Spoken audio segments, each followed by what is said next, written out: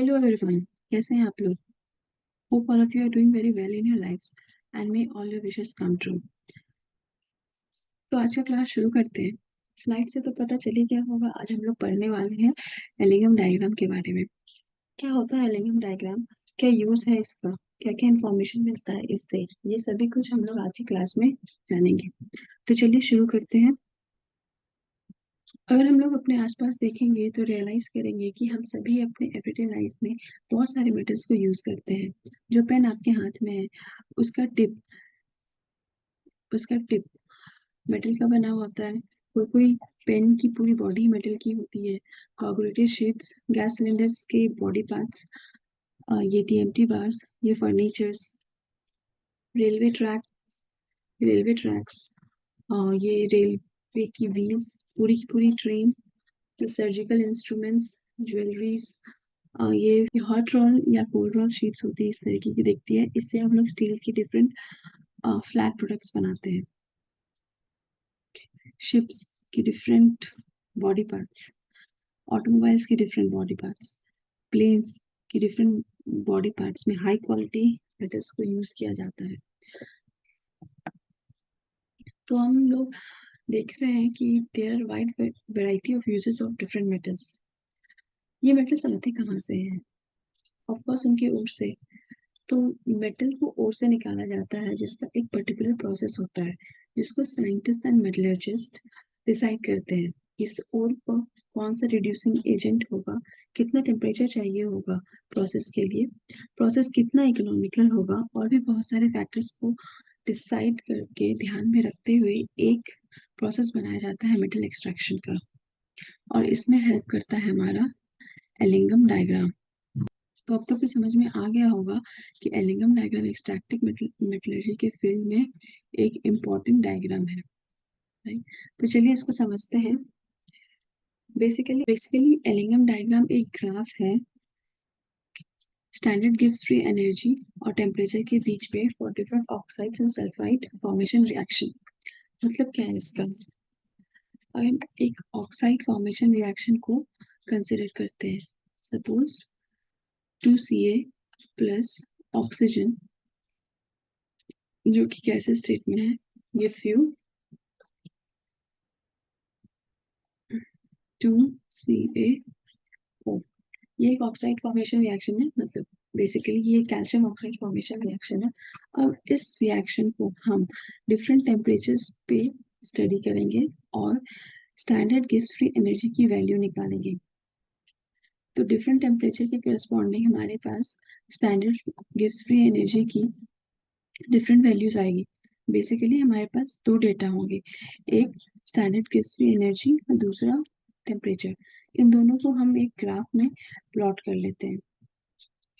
Y axis पे हम delta G naught को रखेंगे और एक्स एक्सिस पे रहेगा टेम्परेचर। तो हमें मिलेगा एक स्ट्रेट लाइन। अभी हम सेम प्रोसेस रिपीट करेंगे डिफरेंट दूसरे ऑक्साइड फॉर्मेशन रिएक्शन के लिए। तो हमें एक और स्ट्रेट लाइन मिलेगा, इस तरह से हम डिफरेंट ऑक्साइड फॉर्मेशन रिएक्शंस को सेम ग्राफ में प्लॉट करते जाएंगे। तो हमें एक straight line, different straight lines मिलेगा। ये सारी स्ट्रेट लाइन शो कर रहा है डेल्टा जी नॉट कैसे वैरी कर रहा है टेम्परेचर के साथ। ओके, तो फिर इस तरीके से जो ग्राफ आएगा वही होगा हमारा एलिंगम डायग्राम। तो ये ग्राफ जो बनेगा ये ऑक्साइड फॉर्मेशन रिएक्शन के लिए बनेगा। सेम चीज हम लोग सल्फाइड फॉर्मेशन रिएक्शन के लिए करेंगे इन अ डिफरेंट ग्राफ। तो वो एलिंगम डायग्राम फॉर सल्फाइड्स बन जाएगा। तो हमारे पास दो एलिंगम डायग्राम्स है, एक ऑक्साइड्स के लिए और एक ऑक्साइड्स के लिए और एक सल्फाइड के लिए। तो हमारे मेटलर्जिस्ट ने बहुत सारे ऑक्साइड्स एंड सल्फाइड्स रिएक्शन को ऐसे स्टडी किया, डिफरेंट टेम्परेचर पे डेल्टा जी नॉट की वैल्यू निकाली और उसको प्लॉट करके हमारे लिए एलिंगम डायग्राम बनाया। कुछ इस तरीके का दिखता है एलिंगम डायग्राम फॉर ऑक्साइड्स। ये वाली डायग्राम मैंने गूगल सर्च किया है, ये थोड़ी कलरफुल थी तो उसको समझना आसान होगा इसलिए। अब अगर कोई ग्राफ बन रहा है तो उसकी इक्वेशन भी होगी। तो एलिंगम डायग्राम में जो इक्वेशन यूज हो रहा है वो है delta G not is equal to delta H not minus T delta S not. यहाँ डेल्टा जी नॉट, तो डेल्टा जी नॉट है स्टैंडर्ड गिव्स फ्री एनर्जी, जो हमें कोई भी रिएक्शन फिजिबल है या नहीं ये बताता है। अगर डेल्टा जी नॉट की वैल्यू नेगेटिव है तो दिस इंप्लाइज कि रिएक्शन फिजिबल है।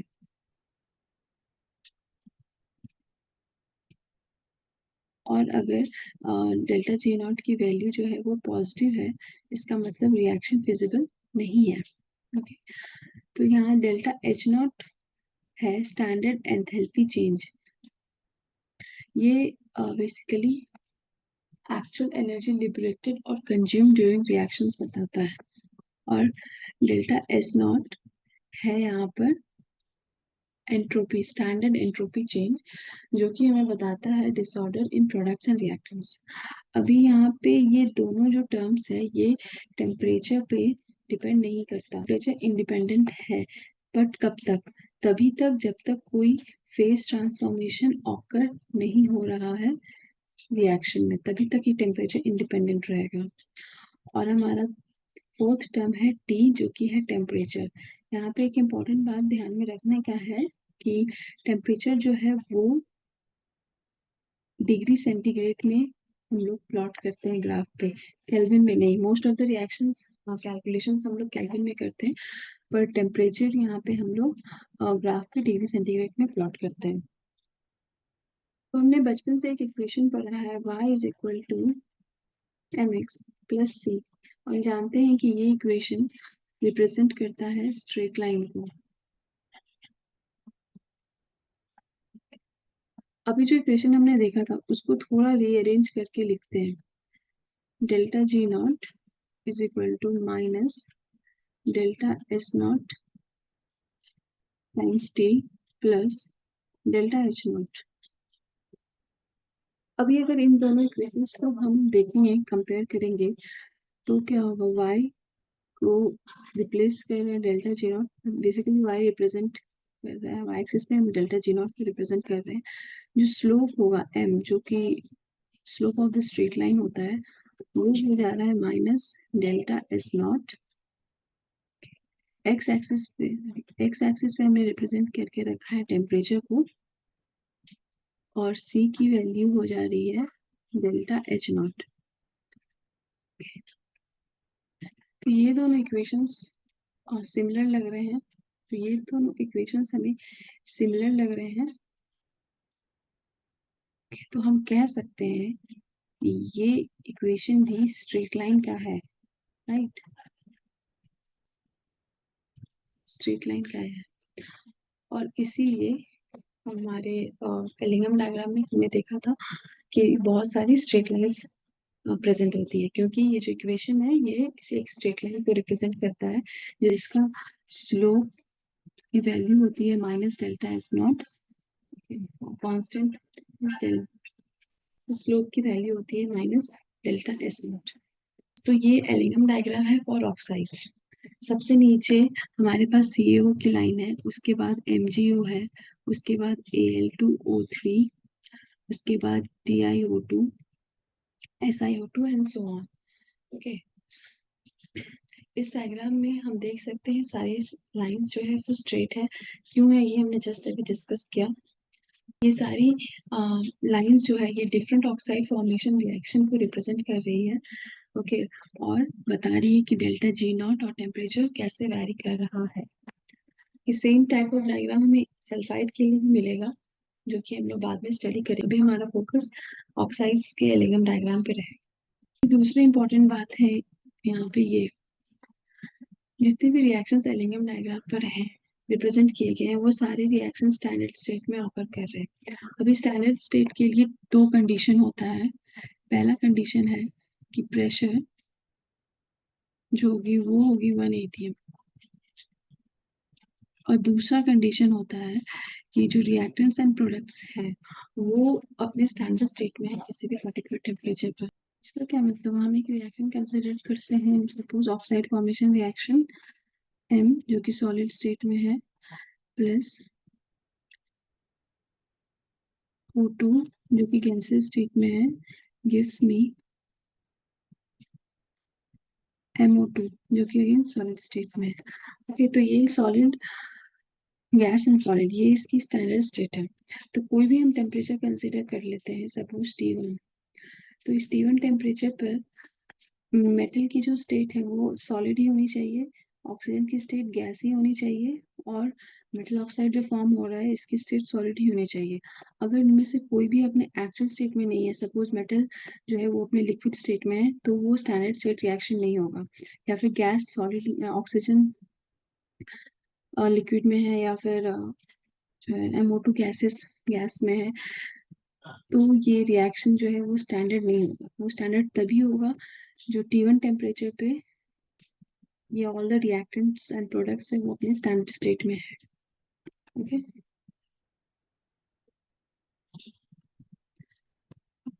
तीसरी इम्पोर्टेंट बात ये है कि एलिंगम डायग्राम को हम रिलेटिव रिड्यूसिंग और oxidising tendency of oxides and different elements को कंपेयर करने के लिए भी यूज करते हैं।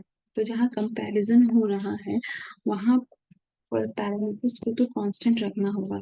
सिंस ये एक ऑक्सीडेशन रिएक्शन है तो ऑक्सीजन का अमाउंट सेम होना चाहिए सारे रिएक्शंस में।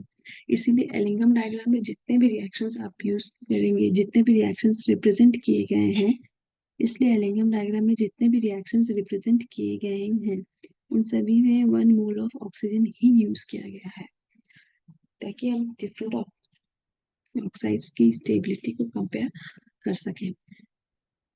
एलिंगम डायग्राम क्या है, इसके कर्व के जो इक्वेशन होते हैं वो क्या होते हैं, ये सब कुछ हमने देख लिया, राइट। तो ये डिफरेंट इंफॉर्मेशंस है जो हम एलिंगम डायग्राम से इंटरप्रेटेट कर सकते हैं, और इन सभी को हम लोग अभी वन बाय वन स्टडी करने वाले हैं। तो सबसे पहले हम लोग शुरू करेंगे stability of different oxides and variation with temperature. तो ग्राफ से देख सकते हैं ईच ऑक्साइड का फॉर्मेशन लाइन का स्लोप जो है वो पॉजिटिव है। ओके, अभी ये इन दोनों लाइंस को छोड़ के ये CO फॉर्मेशन की लाइन और CO2 फॉर्मेशन की लाइन, इन दोनों लाइंस को छोड़ के सारे ऑक्साइड्स की जो स्लोप है वो पॉजिटिव है। इन दोनों लाइंस को हम लोग बाद में डिस्कस करेंगे। पॉजिटिव है इसका मतलब क्या है कि टेम्परेचर इंक्रीज हो रहा है। पॉजिटिव होने का क्या मतलब है कि पॉजिटिव होने का क्या मतलब है कि जैसे जैसे टेम्परेचर इंक्रीज हो रहा है डेल्टा G नॉट की वैल्यू जो है,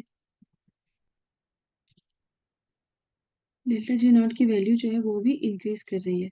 अभी डेल्टा G नॉट जितना ज्यादा नेगेटिव हो, जितना ज्यादा कम हो, उतनी ही ज्यादा स्टेबिलिटी होती है, राइट। तो अगर डेल्टा G नॉट की वैल्यू इंक्रीज कर रही है मतलब स्टेबिलिटी जो है वो डिक्रीज कर रही है, स्टेबिलिटी जो है वो डिक्रीज कर रही है ऑक्साइड्स की विथ इंक्रीजिंग टेम्परेचर।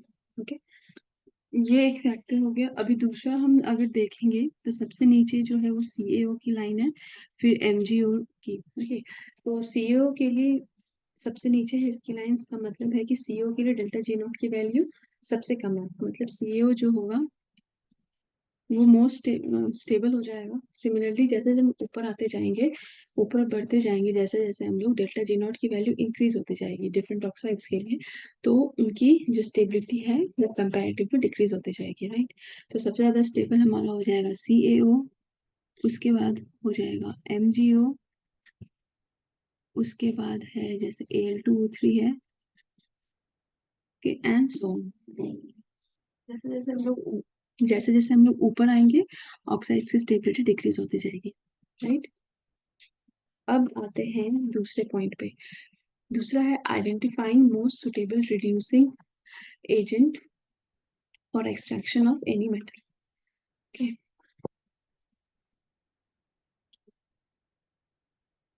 अभी एलिंगम डायग्राम पर highly stable oxides occupy lower position of the graph and less stable oxides occupy upper position. ये हमने अभी जस्ट देखा एलिंगम डायग्राम पे, राइट। इसका मतलब ये होता है कि मेटल्स जो है at bottom can reduce oxides of another metal lying above it when all the reactants and products are in their standard state। ठीक, अब इसको एक एग्जांपल से समझते हैं हम लोग।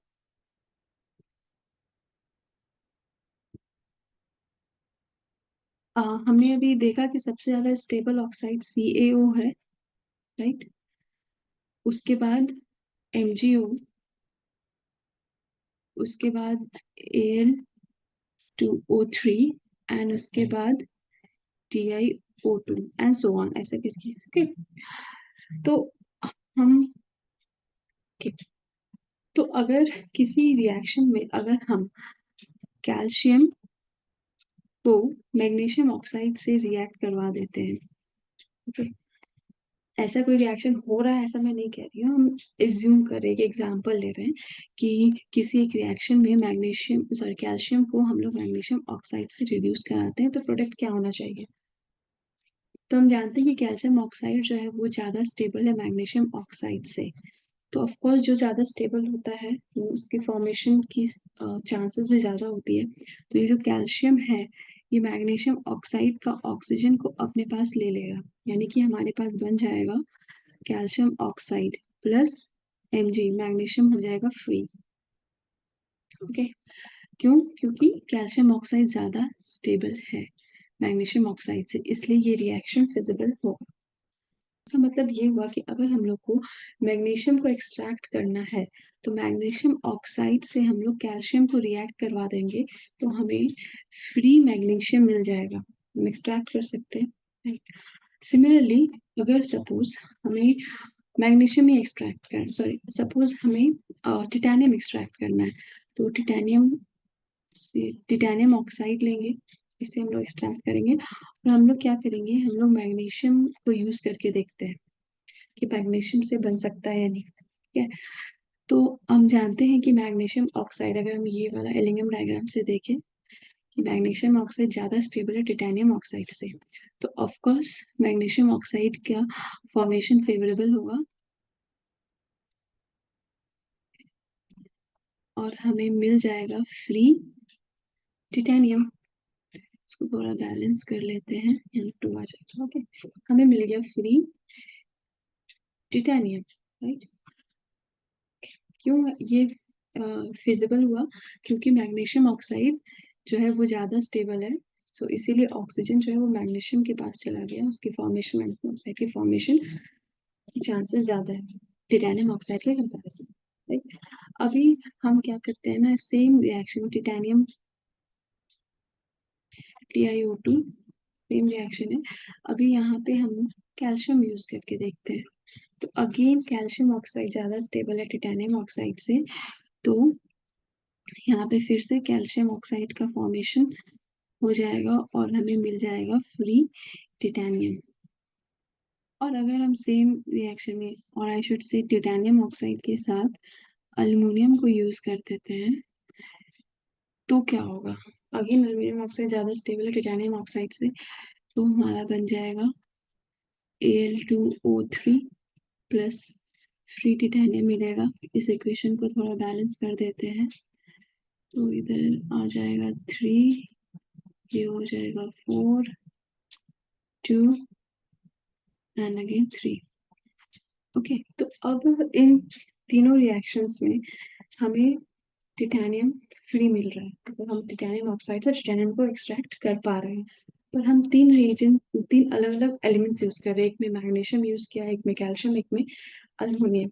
अभी कौन सा बेस्ट होगा, सुटेबल होगा, उसके लिए हम लोग दूसरे फैक्टर्स पे कंसिडर करेंगे। फिलहाल ये तो है कि ये तीनों एलिमेंट्स टिटेनियम ऑक्साइड को टिटेनियम फ्री कर दे रहा है। अभी इन तीनों में से हम कौन सा यूज करेंगे, या फिर दूसरा एलिमेंट है तो उसको यूज करना है, वो उसके लिए हम लोग दूसरे फैक्टर्स को देखेंगे, जैसे टेम्परेचर हो गया, प्रोसेस इकोनॉमी हो गया, मेटल की अवेलेबिलिटी हो गई। ये सारे फैक्टर्स को देख के हम लोग ये डिसाइड करेंगे कि फाइनली टिटेनियम ऑक्साइड को कौन सा एलिमेंट रिड्यूस कर सकता है। तो इस तरह से हम लोग डिफरेंट ऑक्साइड की स्टेबिलिटी को देखकर पता कर सकते हैं कौन सा मेटल किस ऑक्साइड को रिड्यूस करेगा। जो इंफॉर्मेशन हमें एलिगम डायग्राम से मिलता है वो है about spontaneity of reduction reaction. Okay, अब इसको एग्जांपल से समझते हैं। सपोज हमें Al2O3 से अल्युमिनियम को एक्सट्रैक्ट करना है। ओके, तो हम क्या करेंगे, हम मान लेते हैं कि हमारे पास जिंक है जो कि रेडली अवेलेबल है। तो हम ट्राई करके देखेंगे कि ये जिंक एल्युमिनियम ऑक्साइड से एल्युमिनियम को एक्सट्रैक्ट कर सकता है नहीं। तो थ्योरेटिकली क्या होना चाहिए reaction, Al2O3 plus zinc going to give ZnO plus aluminium. अब इसको थोड़ा बैलेंस कर लेते हैं, ये 2 अल्युमिनियम हो जाएगा, ZnO3 और जिंक भी 3। ओके, तो ये हमारा थियोरेटिकल रिएक्शन है जो हमें ये बता रहा है कि जिंक से हम लोग कैसे Al2O3 को अल्युमिनियम में रिड्यूस करवा रहे हैं। ओके, अब ये रिएक्शन फिजिबल है या नहीं ये हम चेक करते हैं।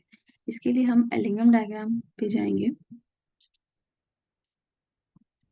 ओके, तो यहाँ अगर हम देखें तो Al2O3 की लाइन कौन सी है, Al2O3 की लाइन है ये वाली।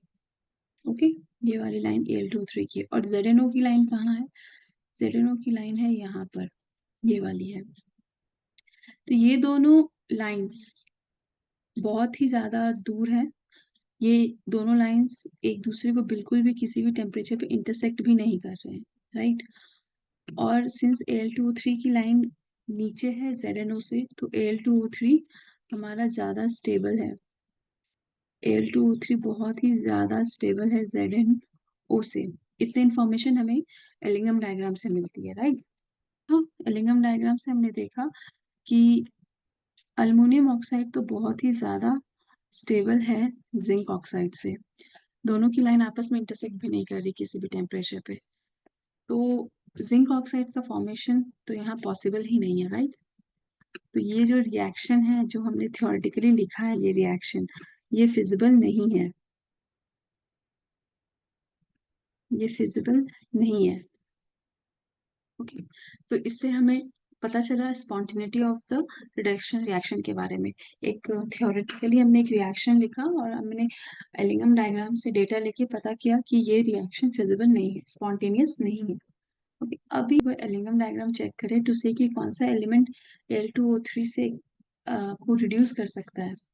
तो जो हमने अब तक जाना है कि नीचे के मेटल्स ऊपर वाले ऑक्साइड को रिड्यूस करते हैं, तो नीचे अल्युमिनियम ऑक्साइड के नीचे हम देख सकते हैं कि सिर्फ दो ही मेटल्स हैं, एक मैग्नीशियम और दूसरा कैल्शियम, राइट।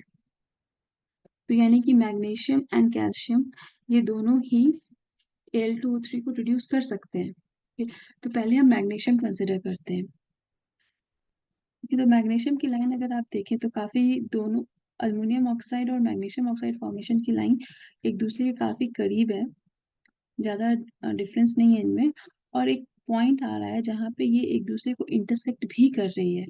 ओके, ये कुछ टेम्परेचर, ये मान लेते हैं ये T1 टेम्परेचर पे इंटरसेक्ट कर रही है, और T1 कुछ अराउंड 1500 टू 1600 के बीच में है, 1500 to 1600 kelvin, sorry degree Celsius के बीच में है, राइट। कोई भी टेम्परेचर जो लेस देन T1 हो, उसके पहले तो MgO की लाइन नीचे है और Al2O3 की लाइन ऊपर है। तो MgO अल्युमिनियम ऑक्साइड को आराम से reduce, sorry magnesium aluminium oxide को आराम से रिड्यूस कर सकता है। लेकिन अब देखते हैं टेम्परेचर ग्रेटर देन T1 पे क्या हो रहा है। टेम्परेचर ग्रेटर देन T1 पे ये जो अल्युमिनियम ऑक्साइड की लाइन है ये नीचे हो गई है और मैग्नीशियम ऑक्साइड की लाइन ऊपर हो गई है। इसका मतलब ये होता है कि अब आपका अल्युमिनियम ऑक्साइड ज्यादा स्टेबल है मैग्नीशियम ऑक्साइड से। सो रिएक्शन अब रिवर्स हो जाएगा, मीन्स अब मैग्नीशियम जो है वो अल्युमिनियम ऑक्साइड को रिड्यूस नहीं करेगा, लेकिन अल्युमिनियम अब मैग्नीशियम ऑक्साइड को रिड्यूस कर सकता है। ओके, अब की अभी हम अगर इस लाइन पे अल्युमिनियम ऑक्साइड की लाइन पे थोड़ा और आगे बढ़े तो हमें एक और पॉइंट ऑफ इंटरसेक्शन मिल रहा है। ये मान लेते हैं इस पॉइंट के करस्पॉन्डिंग जो टेम्परेचर है वो है T2। ओके, तो इस ये कौन सी लाइन को इंटरसेक्ट कर रहा है? तो ये जो दूसरा लाइन जिसको अल्युमिनियम ऑक्साइड की लाइन इंटरसेक्ट कर रही है वो है CO फॉर्मेशन की लाइन। ओके, अब अगेन हम अगर देखें यहाँ पर टेम्परेचर लेस देन T2 पे CO की लाइन ऊपर है और अल्युमिनियम ऑक्साइड की लाइन नीचे है, means temperature less than T2 पे कार्बन रिड्यूस नहीं कर सकता अल्युमिनियम ऑक्साइड को। लेकिन अगर टेम्परेचर ग्रेटर देन T2 है तो CO की लाइन जो है वो नीचे आ गई है, राइट, और हमारी जो एल्युमिनियम ऑक्साइड की लाइन है वो ये है, ऊपर है। तो अब कार्बन जो है वो अल्युमिनियम ऑक्साइड को अब रिड्यूस कर सकता है temperature greater than T2, means at temperature greater than T2 Al2O3 को रिड्यूस करने के लिए to aluminium we can use carbon as reducing agent, reducing agent, right. और ये टेम्परेचर, ये जो पॉइंट T2 है यहाँ पे, इसको अगर आप टेम्परेचर एक्सिस पे वर्टिकली लाइन ड्रॉ करोगे तो टेम्परेचर T2 जो है वो ग्रेटर देन 2000 डिग्री सेल्सियस आएगा। दो अभी अल्युमिनियम ऑक्साइड को कार्बन तो रिड्यूस कर सकता है एट हायर टेम्परेचर, ये हमने देखा, बट ये इतना हाई टेम्परेचर अचीव करना इज नॉट इकोनॉमिकल, इकोनॉमिकल नहीं है। okay? तो बेसिकली अल्युमिनियम ऑक्साइड को Al2O3 को अल्युमिनियम में रिड्यूस करने के लिए हमारे पास तीन एलिमेंट्स मिले, मैग्नीशियम, कैल्शियम एंड कार्बन। तो ये दोनों कॉस्ट ऑफ यूज कर, अगर हम मैग्नीशियम कैल्शियम यूज करते हैं तो कॉस्ट ऑफ ऑपरेशन बहुत ज्यादा है, प्लस टेम्परेचर को भी पॉइंट ऑफ व्यू में रखना होगा। कार्बन यूज करते हैं तो जिस टेम्परेचर पे ये रिएक्शन पॉसिबल है वो टेम्परेचर अटेंड करना, जो कि ग्रेटर देन 2000 डिग्री सेल्सियस है, उस टेम्परेचर को अटेंड करना फिजिबल नहीं है, इकोनॉमिकल नहीं है। तो अगेन कॉस्ट ऑफ प्रोडक्शन ज्यादा है। तो ये तीनों ही एलिमेंट्स को हम लोग नहीं यूज करेंगे टू एक्सट्रैक्ट अल्युमिनियम फ्रॉम अलुमिना। तो बेसिकली अल्युमिनियम एक्सट्रैक्शन के लिए पायरोमेटलर्जिकल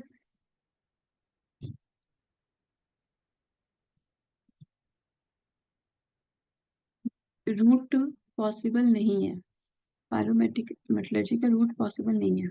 तो अब सभी जानते हैं कि अल्युमिनियम एक्सट्रैक्शन हम लोग करते हैं बेयर्स प्रोसेस से, जो कि एक इलेक्ट्रोलाइसिस प्रोसेस है।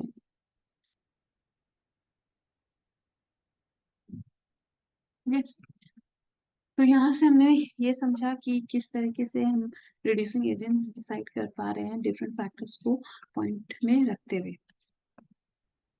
अभी जो दूसरा इंफॉर्मेशन हमें मिलता है एलिंगम डायग्राम से वो है टेम्परेचर एट विच रिएक्टेंट और प्रोडक्ट अंडरगो फेज चेंज। तो हम अगर एलिंगम डायग्राम फिर से देखेंगे तो यहाँ पे आप देख सकते हैं कि कुछ कुछ लाइंस है जिसकी स्लोप जो है at particular point higher temperature पर जाकर चेंज हो रही है। ये इंडिकेट कर रहा है कि उस पर्टिकुलर रिएक्शन में जहाँ पे स्लोप चेंज हो रहा है उस पर्टिकुलर पॉइंट पे, ओके, उस पर्टिकुलर रिएक्शन में प्रोडक्ट या रिएक्टेंट किसी का तो फेस चेंज हो रहा है। अगर जो स्लोप चेंज हो रही है यानी कि डेल्टा एम, अगर इसकी वैल्यू इंक्रीज कर रही है, okay, इसका मतलब होता है रिएक्टेंट का फेस चेंज हुआ है, रिएक्टेंट का फेज चेंज हो गया है, फेज ट्रांसफॉर्मेशन हुआ है। अगर ये डेल्टा एम की वैल्यू डिक्रीज कर रही है इसका मतलब होता है कि प्रोडक्ट का फेज ट्रांसफॉर्मेशन हुआ है। Okay, PT is for phase transformation. Okay, और है कि कहीं कहीं पे आप देखेंगे कि स्लोप चेंज छोटी हो रही है, कहीं पे स्लोप चेंज ज्यादा हो रही है। तो अगर स्लोप चेंज जो है वो ज्यादा होती है यानी लार्ज होती है, इसका मतलब हो रहा है कि जो भी फेज ट्रांसफॉर्मेशन हो रहा है वो कंडेंस्ड फेज से गैसेस फेज में हो रहा है। गैसियस फेज में हो रहा है। ओके, और अगर स्लोप चेंज कम है, स्लोप चेंज की वैल्यू स्मॉल है, तो मतलब कि या तो मेल्टिंग हो रही है, या तो कूलिंग हो रही है, या फिर सॉलिड स्टेट ट्रांसफॉर्मेशन हो, मेल्टिंग हो रही है और कूलिंग और सॉलिड स्टेट फेज ट्रांसफॉर्मेशन हो रहा है। ओके ओके, तो हमें ये इंफॉर्मेशन भी पता चल गया एल्यूमिनियम डायग्राम से। हम आगे बढ़ेंगे। तो नेक्स्ट इंफॉर्मेशन जो हमें पता चलता है एल्यूमिनियम डायग्राम से वो है values of enthalpy change and थोड़ी आइडिया एंट्रोपी चेंज के बारे में भी पता चलती है। ठीक है, तो यहाँ पे कुछ टर्म्स को इंट्रोड्यूस कर रहे हैं। जैसे ये हम सपोज कर लेते हैं कि हमारी एल्यूमिनियम डायग्राम है, ये वाई एक्सिस है जो कि डेल्टा जी नॉट को रिप्रेजेंट कर रही है, ये एक्स एक्सिस है जो कि टेम्परेचर को रिप्रेजेंट कर रहा है। हमने स्टार्टिंग में ही देख रहा था कि टेम्परेचर जो होता है वो डिग्री सेंटीग्रेड में होता है, तो ऑब्वियसली ये वाली जो पॉइंट होगी ये 0 डिग्री सेंटीग्रेड है। पर अगर हम इसको केल्विन में देखें तो क्या होगा, ये होगा 273 केल्विन। अब हम जानते हैं कि 0 केल्विन जो होता है वो होता है एब्सोल्यूट जीरो, राइट। तो ये जो है टेम्परेचर एक्सिस को हम बैकवर्ड एक्सट्रापोलेट करेंगे कहाँ तक, इस पॉइंट तक, जो कि इस पॉइंट तक जो कि 0 केल्विन हो, 0 केल्विन हो। ठीक, यानी कि -273 डिग्री सेल्सियस। और ये जो लाइन है यहाँ पे वाई एक्सिस है 0 केल्विन के करस्पॉन्डिंग, जो वाई एक्सिस है ये वाली लाइन, इसको हम लोग कहते हैं absolute zero line, absolute zero line. Okay, अभी इस लाइन पर तीन इंपॉर्टेंट पॉइंट्स बनते हैं। ये वाली ओ होगी, इसके नीचे एक पॉइंट आएगा जो एच होगा, उसके नीचे एक पॉइंट आएगा जो सी होगा। ये तीनों पॉइंट्स हम लोग आगे की स्लाइड्स में डिस्कस करेंगे। फिलहाल के लिए सिर्फ इस लाइन को कंसिडर करें जो कि एब्सोल्यूट जीरो लाइन है। अब ये रेड लाइन जो मैंने यहाँ शो किया है, हम मान लेते हैं ये किसी ऑक्साइड फॉर्मेशन की लाइन है। मान लेते हैं M solid plus O2 gas gives MO2 solid, ये ऑक्साइड फॉर्मेशन रिएक्शन है और इसको ये वाली लाइन रिप्रेजेंट कर रही है एल्यूमिनियम डायग्राम पे। तो अगर हम इसको बैकवर्ड एक्सट्रापोलेट करते हैं, इस लाइन को बैकवर्ड एक्सट्रापोलेट करेंगे टू एब्सोल्यूट जीरो लाइन, तो यहाँ पे जो पॉइंट मिलेगा ये हमें डेल्टा एच नॉट यानी कि एंथैल्पी चेंज की वैल्यू देगा। ठीक, तो इस तरीके से हम लोग एंथैल्पी चेंज का वैल्यू निकाल सकते हैं किसी भी ऑक्साइड फॉर्मेशन रिएक्शन के लिए।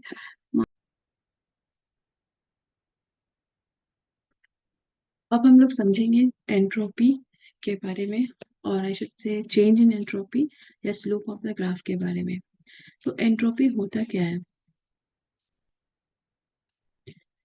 एंट्रोपी को हम लोग बेसिकली डिफाइन करते हैं as measure of degree of randomness in a substance और प्रोडक्ट या रिएक्टेंट में। ठीक है, ये होता है degree of randomness in substance. अब हम कोई एक रिएक्शन ले लेते हैं, suppose 2Ca plus O2 gives 2CaO। अभी ये सॉलिड है, ऑक्सीजन गैस है, अगेन कैल्शियम, अगेन सॉलिड है, राइट।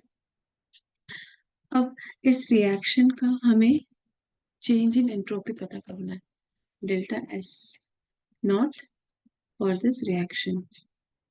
तो ये तो हमें पता है, ये सिंपल हो जाएगा, delta S naught of product minus delta S naught of reactant. ठीक है, अभी यहाँ पे हम लोग एग्जैक्ट वैल्यू नहीं निकाल सकते हैं डेल्टा एस नॉट की, कि हम बस पता कर सकते हैं कि डेल्टा एस नॉट जो है वो पॉजिटिव होगा, नेगेटिव होगा या जीरो होगा। हम बस इतना ही पता कर सकते, एग्जैक्ट वैल्यू हम नहीं निकाल पाएंगे। ठीक, तो इसके लिए एक ट्रिक है। एंट्रोपी को हम लोग, जो चेंज इन एंट्रोपी होता है उसको हम लोग बेसिकली, वो ज्यादातर उस पर डिपेंड नहीं करता कि किस सब्सटेंस का है, वो generally state of the substance पे डिपेंड करता है। स्टेट ऑफ सब्सटेंस पे डिपेंड करेगा।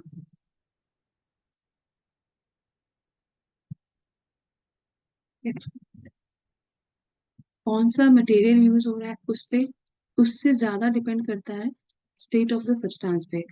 जैसे कि solid, delta S naught of, sorry, gas. Okay, अभी हम जानते हैं कि गैस में जो मॉलिक्यूल्स होते हैं वो बहुत दूर दूर होते हैं, उनके बीच की फोर्स बहुत वीक होती है, सो इसलिए वो बहुत ही रैंडम होते हैं, कि रैंडमनेस बहुत ज्यादा होती है उनमें, क्योंकि उनके बीच की फोर्स बहुत कम है, कि वो कहीं भी हो सकते हैं, कभी इधर कभी उधर कहीं भी हो सकते हैं। तो डेल्टा एस ऑफ जो गैस होती है बहुत बहुत ज्यादा होती है as compared to delta S naught for liquid. अभी लिक्विड में भी मॉलिक्यूल्स रैंडमली ही ओरिएंटेड होते हैं, लेकिन फिर भी उसमें फोर्स गैस से कंपैरिजन में थोड़ा ज्यादा होता है उनके बीच में। तो उन गैस से कंपैरिजन में बहुत ज्यादा रैंडम नहीं होते हैं। तो डेल्टा एस नॉट फॉर तो delta S naught for liquid जो होगी वो गैस से कंपैरिजन में कम होगी। और सॉलिड में क्या होता है, सॉलिड में तो सॉलिड में क्या होता है, सॉलिड में तो सारी मॉलिक्यूल्स उसका अपना एक फिक्स पोजीशन होता है, वो वहीं पे वाइब्रेट कर सकते हैं या ज्यादा से ज्यादा वॉइड्स में जा सकते हैं, तो उतना ही उनका ये फोर्स ऑफ अट्रैक्शन बहुत ज्यादा होता है मॉलिक्यूल्स के बीच में। तो सबसे कम एंट्रोपी चेंज होती है सॉलिड की, क्योंकि रैंडमनेस सबसे कम होता है, और सबसे ज्यादा रैंडमनेस होता है गैस का। ओके, फिर लिक्विड का गैस से कम होता है, बहुत डिफरेंस होता है गैस और लिक्विड के बीच भी, लेकिन सॉलिड और गैस के बीच बहुत बहुत बहुत ज्यादा ही डिफरेंस होता है, और सॉलिड लिक्विड के बीच थोड़ा डिफरेंस होता है। ओके, अभी ये वाली चीज हमें माइंड में रखनी है जब भी हम आइडिया लगाएंगे कि किसी भी रिएक्शन में एंट्रोपी चेंज पॉजिटिव हो रहा है या नेगेटिव हो रहा है या जीरो हो रहा है। अब आते हैं इस रिएक्शन पे वापस। तो हम यहाँ देख रहे हैं सो अब आते हैं इस रिएक्शन पे वापस। तो delta S naught of reaction क्या होगा, delta S naught of product minus reactant. अभी हमने देखा कि डेल्टा जो एस एंट्रोपी चेंज है वो सब्सटेंस पे ज्यादा डिपेंड नहीं करती, वो स्टेट ऑफ द सब्सटेंस पे डिपेंड करती है। तो हम यहाँ पे इसको स्टेट के ही टर्म्स में लिखेंगे, जैसे कि 2 टाइम्स प्रोडक्ट में क्या सॉलिड बना हुआ है, तो delta S naught of solid. Okay, minus, अब रिएक्टेंट्स में क्या क्या है, अगेन 2 कैल्शियम है जो कि सॉलिड है, 2 times delta S naught of solid plus oxygen है जो कि 1 मोल ऑक्सीजन है, तो delta S naught of gas. तो हम यहाँ से देखें कि सॉलिड और गैस का एंट्रोपी कंपेयर करें तो सॉलिड की तो नेग्लिजिबल होगी, बहुत कम होता है, तो ये दोनों टर्म नेग्लिजिबल है, इसको हम हटा देते हैं। तो बचा क्या, minus delta S naught of gas, ये बचा। तो delta S naught of reaction आ गया मेरा नेगेटिव। हमें मेनली यही पता करना है। तो हम जानते हैं कि स्लोप जो होता है, एलिंगम डायग्राम में जो स्लोप होता है वो माइनस डेल्टा एस नॉट होता है, राइट, ये हमें पता है। तो उस हिसाब से, और डेल्टा एस नॉट की वैल्यू क्या आई, नेगेटिव आई, इस पर्टिकुलर रिएक्शन के लिए डेल्टा एस नॉट की वैल्यू नेगेटिव आई। तो दिस इम्प्लाइज कि इस पर्टिकुलर रिएक्शन के लिए स्लोप हो गया पॉजिटिव, और ये तो हम देखे ही हैं एलिंगम डायग्राम में, CaO की जो लाइन है वो इस तरीके से पॉजिटिव ऊपर की ओर जाती है, राइट।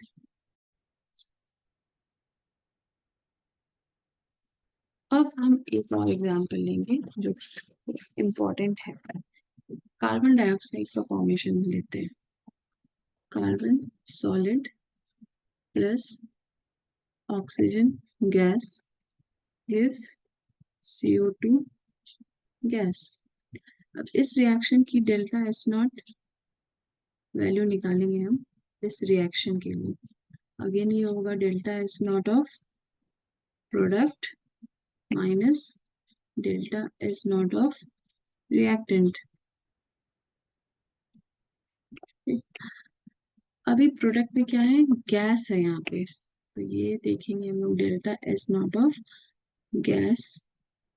कौन सी गैस है, CO2। थोड़ा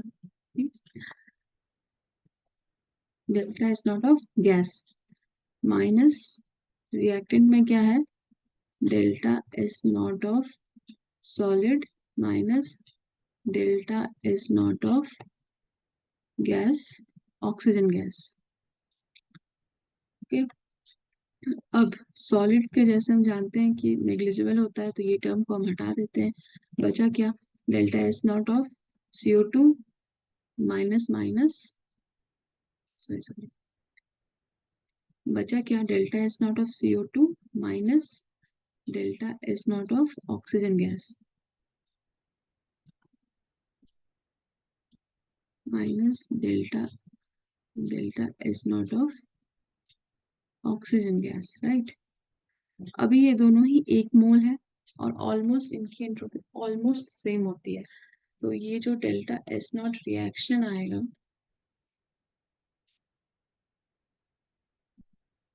ये हो गया आपका 0, और आई शुड से अप्रोक्सीमेटली 0। ओके, तो ये 0 हो गया, मीन्स स्लोप हो गई इस लाइन की 0। तो ये जो रिएक्शन है, CO2 की फॉर्मेशन रिएक्शन है, इसकी स्लोप होती है 0। तो यहाँ हम देख सकते हैं ये जो C plus O2 with CO2, ये वाली लाइन है जो ब्लू कलर में शो की गई है, almost parallel to X axis है, मीन्स इसका जो स्लोप होगा वो 0 है, राइट। और 0 क्यों है, ये हमने अभी जस्ट देख लिया। अब यहाँ पे एक और लाइन है, आप देख सकते हैं, ये वाली, यानी कि CO, कार्बन मोनोऑक्साइड की फॉर्मेशन लाइन। ये आप देख सकते हैं कि सारी दूसरी लाइन से डिफरेंट है, सारी लाइंस ऊपर की ओर जा रही है, बस ये वाली लाइन नीचे की ओर जा रही है। चलिए समझते हैं ऐसा क्यों हो रहा है। तो हम अब ये रिएक्शन देखेंगे। 2 कार्बन प्लस ऑक्सीजन जो कि गैस है, कार्बन यहाँ सॉलिड है, गिव्स 2CO जो कि अगेन गैस है। अब delta S naught of reaction होगा, delta S naught of product minus reactant. Product में क्या है, CO गैस है, यानी कि डेल्टा एस नॉट, और ये 2 भी है यहाँ पे ना, इसको हम नहीं इग्नोर कर सकते। 2 times delta S naught of gas, that is basically CO gas, minus reactant में क्या है, 2 times delta S naught of solid plus delta S naught of gas. Again solid negligible होगा ये इन कंपैरिजन टू गैस, तो ये term को हम यहाँ से रिमूव कर देते हैं। मेरे पास बचता है 2 times delta S not gas off, क्योंकि CO गैस है, minus delta S naught of oxygen gas, right.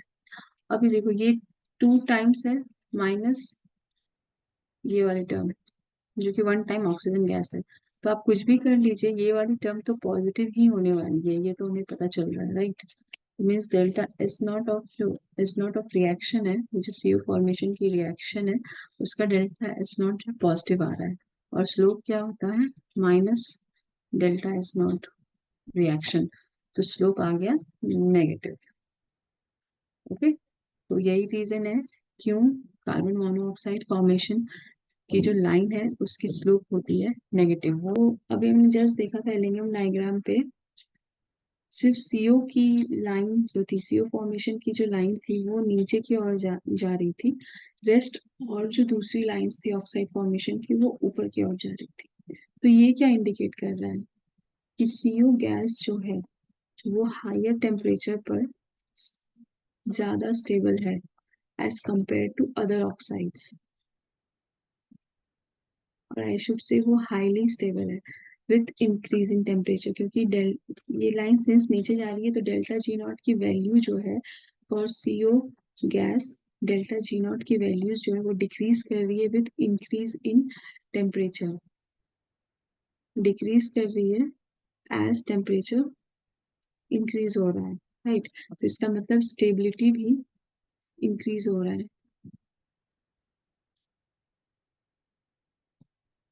Okay, stability of CO gas with भी इंक्रीज हो रहा है with increase in temperature. Okay, और यही रीजन है क्यों हम लोग कार्बन को यूज करते हैं as a reducing agent in all almost all pyrometallurgical process. Pyrometallurgy में हम लोग कार्बन को रिड्यूसिंग एजेंट यूज करते हैं क्योंकि कार्बन से बनता है सीओ, और सीओ गैस जो है वो हाई टेम्परेचर पे स्टेबल होता है, और पायरोमेटलर्जी मींस कि it will involve high temperature. Okay,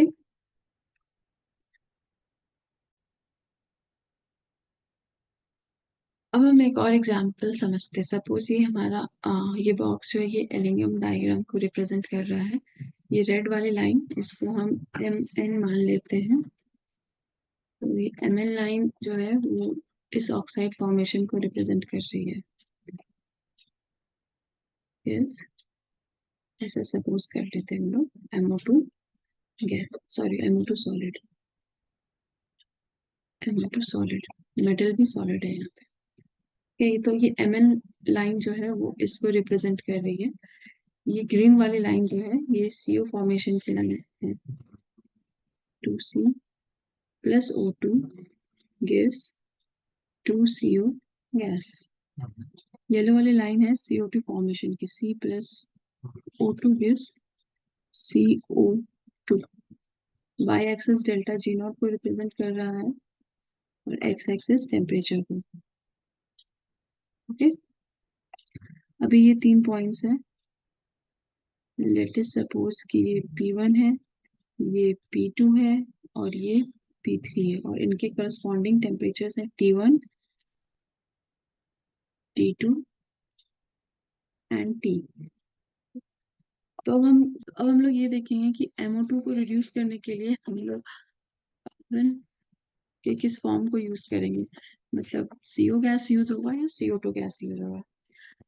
तो इस पॉइंट को हम लोग पहले कंसिडर करते हैं। तो इस पॉइंट P1 जिसके करस्पॉन्डिंग टेम्परेचर है T1। ओके, इसके पहले यानी कि दिस साइड ये जो MO2 की फॉर्मेशन लाइन है वो सबसे नीचे है, कार्बन वाले CO2 वाले से भी नीचे और CO वाले से भी नीचे।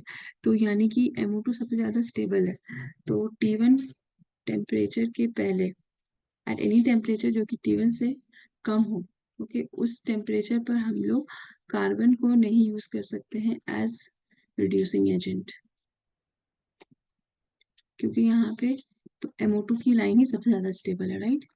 अब इस रेंज में आते हैं, P1 और P2 के बीच आते हैं, यानी कि टेम्परेचर रेंज जो है मेरा अब T1 और T2 के बीच होगा। इस रेंज में अगर आप देखें तो ये MN की लाइन है, ये CO2 की लाइन है और ये CO की है। तो CO तो सबसे ऊपर है, तो ये तो नहीं रिड्यूस कर सकता। अभी MO2 की फॉर्मेशन लाइन के नीचे आती है की CO2 की फॉर्मेशन लाइन, तो CO2 ज्यादा स्टेबल हो गया MO2 से, मींस कि अब इस रेंज में कार्बन को हम रिड्यूस कर सकता है, कि कार्बन रिड्यूस कर सकता है MO2 को बाय फॉर्मिंग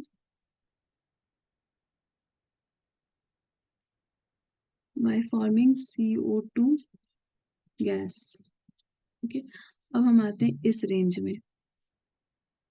अब इस रेंज में अगर आप देखें तो जो MO2 की फॉर्मेशन लाइन है वो हो गई सबसे ऊपर, उसके नीचे आ गया CO का फॉर्मेशन लाइन और सबसे नीचे है CO2 की फॉर्मेशन लाइन। मीन्स कि रिड्यूस तो दोनों ही कर सकता है, CO भी और CO2 भी, लेकिन CO2 की लाइन सबसे ज्यादा नीचे है। तो अगेन ये जो टेम्परेचर रेंज है T2 और T का, इसमें सी कार्बन रिड्यूसिंग एजेंट यूज होगा by forming CO2 gas only. CO2 gas he form करके MO2 को रिड्यूस कर सकता है इस टेम्परेचर रेंज में भी।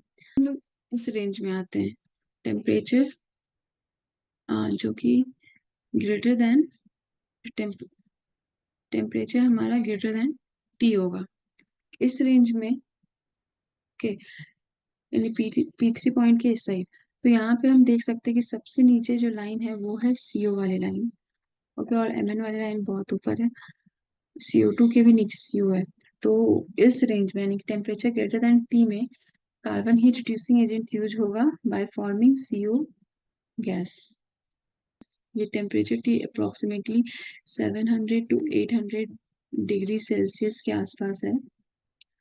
सो इन जनरल इस टेम्परेचर के बिलो CO2 गैस की फॉर्मेशन होगी अगर हम कार्बन यूज कर रहे हैं एज ए रिड्यूसिंग एजेंट। तो इस टेम्परेचर के बिलो टी टेम्परेचर के बिलो CO2 गैस का फॉर्मेशन होगा और टी टेम्परेचर के ऊपर मीन्स दिस साइड में CO गैस का फॉर्मेशन होगा। ओके,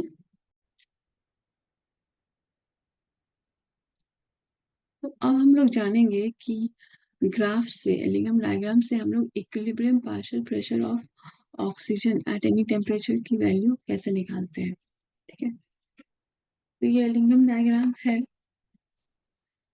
और ये है एब्सोल्यूट जीरो लाइन। ये पॉइंट O, इसको हमें थोड़ा ध्यान में रखना है। इधर हम कुछ कुछ स्केल्स यहाँ पे मेंशन किया हुआ आप देख सकते हैं। ये CO/CO2 स्केल है, ये वाली। ये है पार्शियल प्रेशर ऑफ ऑक्सीजन की स्केल। ये दोनों स्केल्स लाइन के ग्राफ के राइट साइड में मेंशन की हुई है। यहाँ पे एक और स्केल होती है H2O रेशियो की, जो कि यहाँ पे शो नहीं किया हुआ है, पर आप बुक्स में देखेंगे तो वो स्केल भी होते हैं यहाँ पे। तो ये तीनों स्केल के बारे में हम लोग वन बाय वन जानेंगे। फिलहाल अभी हम लोग ऑक्सीजन स्केल पे फोकस करते हैं। ओके, अभी आप ये सारे ये पॉइंट O और ये ऑक्सीजन स्केल ये थोड़े माइंड में रखिए। हम लोग तो अभी उस एलिगम डायग्राम को हम लोग यहाँ थोड़ी शॉर्ट छोटा सा बना के यूज कर रहे हैं ताकि हमें चीजें समझ आ सके। तो ये वाली लाइन जो है ये हमारी ऑक्सीजन की पार्शियल प्रेशर ऑफ ऑक्सीजन की स्केल है जो हमने अभी देखा था एलिगम डायग्राम पे।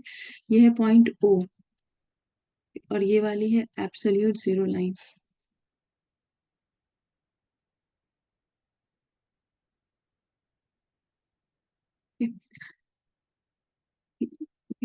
अभी आगे बढ़ने से पहले हम लोग एक कॉन्सेप्ट देख लेते हैं। ये रिएक्शन तो हम सब जानते हैं, सॉरी, ये इक्वेशन तो हम लोग सब जानते हैं। Delta G naught is equal to minus RT ln K equilibrium, right. ये किसी भी रिएक्शन की इक्विलिब्रियम कंडीशन होती है।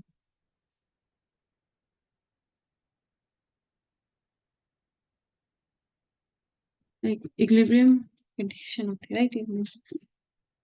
ओके, अब हम कोई रिएक्शन मान लेते हैं। Suppose M solid plus oxygen gas gives MO2 solid. Okay, इस रिएक्शन को मान लेते हैं कि इक्विलिब्रियम पे है और हमें इसकी डेल्टा G नॉट की वैल्यू निकालनी है।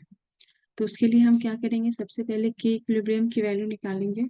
के इक्विलिब्रियम का फॉर्मूला क्या होता है, activity of MO2 divided by activity of M into partial pressure of oxygen. अब हम जानते हैं कि ये जो मेटल है एंड मेटल ऑक्साइड, ये दोनों ही सॉलिड स्टेट में अपने कंडेंस स्टेट में है और प्योर है। तो इन दोनों की एक्टिविटी को हम 1 कंसिडर करेंगे और ये कैंसिल आउट हो जाएगा। तो बेसिकली के इक्विलिब्रियम की वैल्यू आ गई 1 by partial pressure of oxygen. तो ये जो इक्वेशन है ये ऑलमोस्ट हर ऑक्सीडेशन रिएक्शन के लिए वैलिड होगी, जो जहाँ पे मेटल और मेटल ऑक्साइड जो फॉर्म हो रहा है वो अपने कंडेंस स्टेट में है, राइट। अब इस एक के इक्विलिब्रियम की वैल्यू को हम इस इक्वेशन में पुट कर देते हैं। तो हमारा डेल्टा G नॉट का वैल्यू आ गया minus RT ln 1 by partial pressure of oxygen. अब सिंस ये 1 by partial pressure of oxygen है तो लॉगरिथमिक अलजेब्रा को यूज करते हुए ये इक्वेशन ऐसा हो जाएगा, नेगेटिव साइन यहाँ से चली जाएगी, partial pressure of oxygen numerator में आ जाएगा और डेल्टा जी नॉट की वैल्यू ये हो जाएगी। तो ये जो इक्वेशन यहाँ पे बन के आ रही है, इसको हम लोग रेफर करते हैं as oxidation potential of oxide metal system. तो ये वैल्यू जितनी ही ज्यादा नेगेटिव होगी, उसका मतलब ये होता है कि ऑक्सीजन जो है मोर टाइटली बाउंड होगा उस मेटल से, और अदर सोर्सेज से भी जो ऑक्सीजन है वो उस मेटल में आने की कोशिश करेगा, मेटल ऑक्साइड बनाने की कोशिश करेगा ना। इस फॉर्मूले से हम लोग पार्शियल प्रेशर ऑफ ऑक्सीजन तो निकाल सकते हैं मैथमेटिकली। इसको हम लोग एलिगम डायग्राम से यूज करके कैसे निकालें, सिंस यहाँ पे ये वैल्यू दी हुई है, पार्शियल प्रेशर ऑफ ऑक्सीजन की स्केल दी हुई है, तो उसको हम लोग एलिंगम डायग्राम से यूज करके कैसे निकालते हैं ये समझेंगे। तो ये हमने देखा कि ये वाली लाइन जो है ये scale partial pressure of oxygen की स्केल है, ये एब्सोल्यूट जीरो लाइन है, ये पॉइंट ओ है। ये ब्लैक लाइन जो है मान लेते हैं mn है, इसको हम लोग कोई ऑक्साइड फॉर्मेशन की लाइन कंसिडर करते हैं। और ये जो लाइन है ओ, ये पॉइंट को हम P1 मान लेते हैं, ओ P1। ये एक इमेजिनरी लाइन है क्योंकि ये एलिंगम डायग्राम पे आपको दिखेगी नहीं, राइट। तो ये इमेजिनरी लाइन है। पॉइंट ओ क्या है यहाँ पे, तो बेसिकली ये जो लाइन है ओ पी, ये क्या इंडिकेट करता है, ओ P1, ये अ, इस पॉइंट पे, पॉइंट ओ पे ऑक्सीजन जो है 1 atm पे है, और पॉइंट P1 पे सपोज वैल्यू x है, x atm वैल्यू है ऑक्सीजन की पार्शियल प्रेशर की। तो इस पॉइंट पे ऑक्सीजन जो है वो है x atm पे। तो लाइन OP1 ये इस रिएक्शन को, यानी कि ऑक्सीजन जब 1 atm से एक्सपैंड करके x atm पे आ रहा है, इस रिएक्शन में डेल्टा जी नॉट कैसे वैरी कर रहा है टेम्परेचर के साथ, इसको इंडिकेट कर रहा है ये लाइन OP। यहाँ पे इम्पोर्टेंट है क्योंकि ऑक्सीजन की पार्शियल प्रेशर निकालने के लिए किसी भी रिएक्शन के लिए एट एनी टेम्परेचर, जो लाइन हम ड्रॉ करेंगे वो सारी की सारी इसी लाइन से, इसी पॉइंट से ओरिजिनेट हुई। तो अब हम मान लेते हैं कि Mn जो लाइन है ये निकल ऑक्सीडेशन को रिप्रेजेंट कर रही है। सपोज सॉलिड निकल होगा प्लस ऑक्सीजन गैस, या फिर दो निकल होगा, गिव्स 2 NiO अगेन सॉलिड। तो ये Mn लाइन जो है वो इस ऑक्सीडेशन रिएक्शन को रिप्रेजेंट कर रही है, ऐसा हम मान लेते हैं। अब ये जो पॉइंट है ये है टेम्परेचर T1, इसके करस्पॉन्डिंग ये पॉइंट है सपोज A।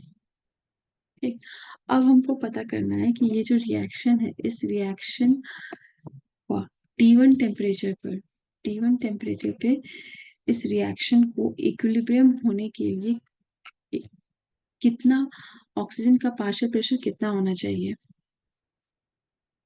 अभी ये वैल्यू हम तो मैथमेटिकली निकाल सकते हैं, वो अभी थोड़ी देर पहले हमने देखा, ग्राफ से कैसे निकालेंगे। तो ये T1 टेम्परेचर है, इसके करस्पॉन्डिंग यहाँ से हम एक वर्टिकल लाइन ड्रॉ करेंगे इस लाइन पे और एक पॉइंट फाइंड कर लेंगे A। ठीक है, अब इस पॉइंट से, पॉइंट O से A को ज्वाइन करेंगे और इसको फर्दर एक्सटेंड करेंगे ऑक्सीजन स्केल तक, तो ये पॉइंट P आएगा। तो यहाँ पे जो भी वैल्यू होगी सपोज x atm, ये वैल्यू हो जाएगा ऑक्सीजन के पार्शियल प्रेशर का, सो दैट ये reaction at temperature T1 equilibrium पर हो।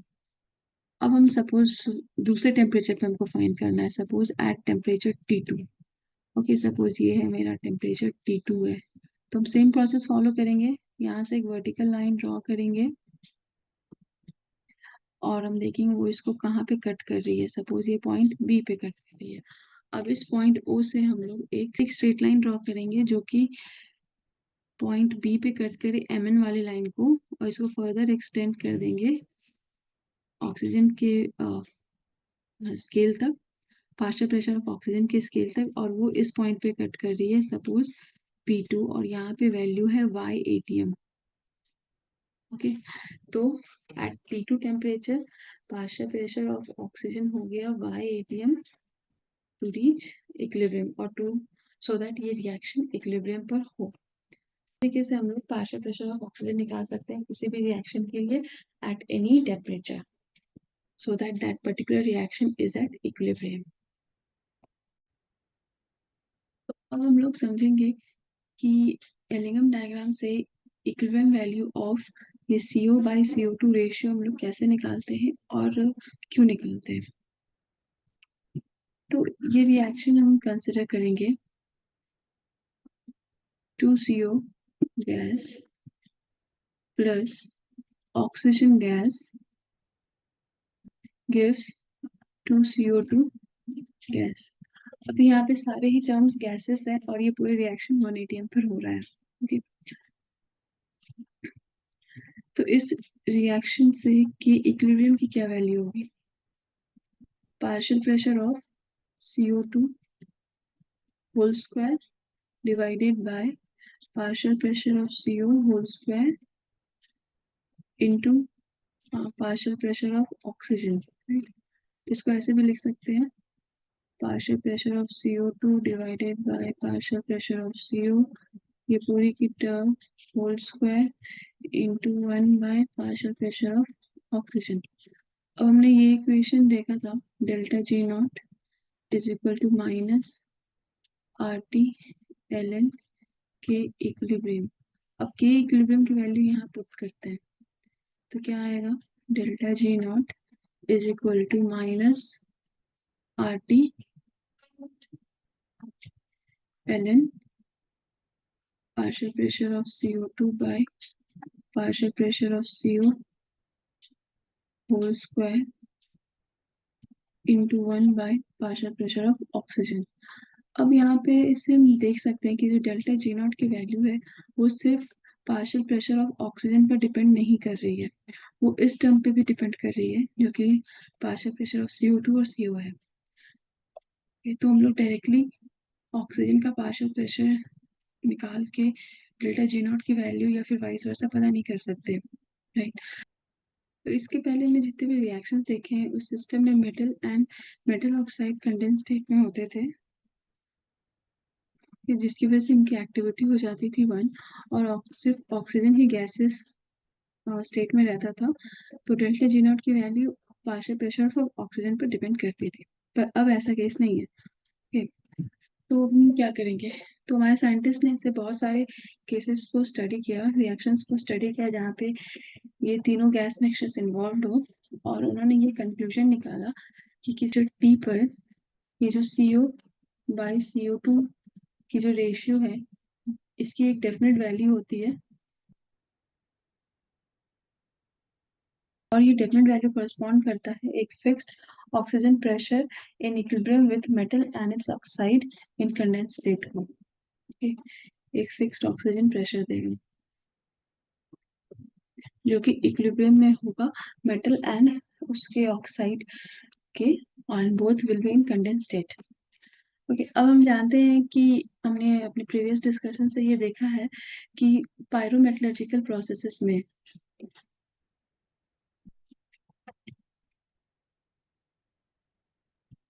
पायरोमेटलर्जिकल प्रोसेसेस में हम ये CO2 गैस मिक्सचर को ही as a reducing agent use करते हैं। ये हमने पहले डिस्कशन में हमने ये सब फाइंड आउट किया है, राइट। ओके, तो जब ये रिड्यूसिंग एजेंट, ये मिक्सचर यूज हो रहा है रिड्यूसिंग एजेंट में और ऑफ कोर्स ऑक्सीजन डालने से ही CO एंड CO2 गैसेस बनेंगे, तो ये वाली कंडीशन हमारी पायरोमेटलर्जिकल प्रोसेस में प्रिवेल करती है और इसीलिए ये बहुत इंपॉर्टेंट हो जाता है कि हम CO बाई CO2 को, इस रेशियो को ऑक्सीजन पार्शियल प्रेशर से कनेक्ट कर सके और इसी के लिए हमें CO बाई CO2 रेशियो की वैल्यू जाननी पड़ती है। ओके, तो अब हमने देख लिया कि क्यों हमें CO बाई CO2 रेशियो को निकालना है, की वैल्यू को जानना है किसी भी रिएक्शन के लिए, और हम जानेंगे कि ऐसा हम कैसे करेंगे एलिंगम डायग्राम को यूज करके। तो ये एलिंगम डायग्राम है, यहाँ पे आप ये वाली लाइन को कंसिडर करिए, ये जो रिएक्शन है हमारा 2CO plus O2 gives 2CO2, ये वाली इसकी लाइन है। इसको अगर हम जब बैकवर्ड एक्सट्रापोलेट करेंगे टू एब्सोल्यूट जीरो लाइन तक, तो हमें ये पॉइंट मिलेगा जो कि पॉइंट C है। और इसको अगर CO2 स्केल तक हम लेके जाएंगे तो हमें ये पॉइंट मिलेगा जो कि है पॉइंट जिसमें CO2 रेशियो की वैल्यू 1 आ रही है। और ये हमारा CO2 स्केल है। इसके साथ ही ऊपर एक और स्केल देख सकते हैं आप, H2 स्केल है। और पार्शियल प्रेशर ऑफ ऑक्सीजन की स्केल तो हमने देख ही ली है। तो आप ये सब को थोड़ा माइंड में रखिएगा, इसे अभी हम लोग फिर से डिस्कस करेंगे। यहाँ पे समझने के लिए एलिंगम डायग्राम बनाया है। ये y एक्सिस है जो डेल्टा जी नॉट को रिप्रेजेंट कर रहा है। ये एक्स एक्सिस जो टेम्परेचर को रिप्रेजेंट कर रहा है। ये वाली CO2 स्केल है, ये वाली लाइन, ये एब्सोल्यूट जीरो लाइन है। ये जो मरून कलर की लाइन है ये इस रिएक्शन 2CO प्लस O2 या 2CO2 को रिप्रेजेंट करती है, जो भी हमने देखा है एलिगम डायग्राम पे। इसको जब हम लोग बैकवर्ड एक्सट्रापोलेट करेंगे तो ये पॉइंट C पे कट करेगी, और फॉरवर्ड एक्सट्रापोलेट करेंगे तो CO2 स्केल पे पॉइंट P पे कट करेगी, जहाँ पे इसकी वैल्यू 1 है। अभी ये जो पॉइंट C है, यहाँ से जितनी भी लाइंस ओरिजिनेट हो रही है, ये सारी की सारी लाइंस इमेजिनरी है, ये एलिगम डायग्राम पे प्रेजेंट नहीं है। और जितनी भी किसी भी रिएक्शन के लिए हमें किसी भी टेम्परेचर पे CO/CO2 रेशियो की वैल्यू फाइंड आउट करनी होगी, तो उसके लिए सारी की सारी लाइंस इस पॉइंट C से ही ओरिजिनेट करेगी और कोई दूसरे पॉइंट से नहीं। ये जो ब्लैक लाइन है ये Mn है, यानी कि ये एक मेटल ऑक्सीडेशन रिएक्शन की लाइन है। मान लेते हैं ये वाला रिएक्शन यहाँ पे हो रहा है, और ये Mn लाइन इस रिएक्शन को रिप्रेजेंट कर रही है, मेटल प्लस ऑक्सीजन, जो कि गिव्स MO2। अगेन यहाँ पे मेटल और मेटल ऑक्साइड दोनों ही अपने कंडेंस स्टेट में है। तो ये जो Mn लाइन है ये CP लाइन को कट कर रही है पॉइंट P डैश पे। तो एट पॉइंट P डैश क्या होगा, ये दोनों ही रिएक्शन ऑकर करेगा। पहला रिएक्शन क्या है, 2CO gas plus oxygen gas gives 2CO2 gas. दूसरा रिएक्शन है हमारा M solid plus oxygen gas gives MO2। अब पॉइंट P डैश पे तो ये दोनों ही रिएक्शन ऑकर करेगा, कॉम्बिनेशन ऑकर करेगा, तो फाइनल जो रिएक्शन हो रहा है वो ये हो जाएगा, MO2 solid plus 2CO gas gives 2CO2 gas plus metal solid. तो ये क्या रिएक्शन होगा, ये reaction basically metal oxide MO2 का रिडक्शन रिएक्शन होगा यहाँ पे। तो ये रिएक्शन किस टेम्परेचर पे हो रहा है, ये पॉइंट P से हम वर्टिकली ड्रॉप करेंगे एक्स एक्सिस पे, तो लाइन तो हमें पॉइंट TP मिलेगा। तो ये रिएक्शन ऑकर कर रहा है TP टेम्परेचर पे। अब हमें ये फाइंड आउट करना है कि इस TP टेम्परेचर पे इस रिएक्शन को ऑकर करने के लिए, इस रिएक्शन